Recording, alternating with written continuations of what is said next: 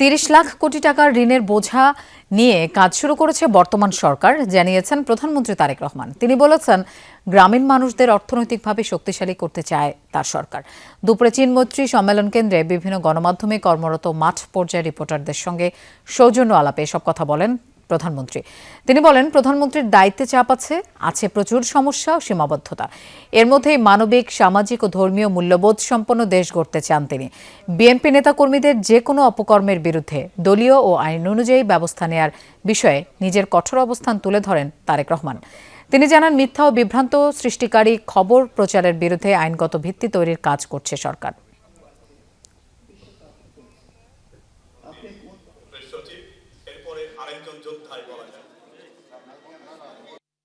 আমরা সেগুলোর উপরে ট্যাক্স বাড়িয়েছি যেইটা সিমিলার প্রোডাক্ট দেশে প্রডিউস হচ্ছে। দেশে যেই প্রোডাক্টের মিলটা আছে ওইটাকে প্রোটেক্ট করার জন্য ইম্পোর্টটার উপরে আমরা ট্যাক্স বাড়িয়ে দিয়েছি। আমাদেরকে আমাদের ভবিষ্যৎ প্রজন্মকে বাঁচাতে হবে, আমাদের সন্তানদেরকে আমাদেরকে যেভাবে হোক তাদেরকে আমাদের রাইট ট্র্যাকে রাখতে হবে।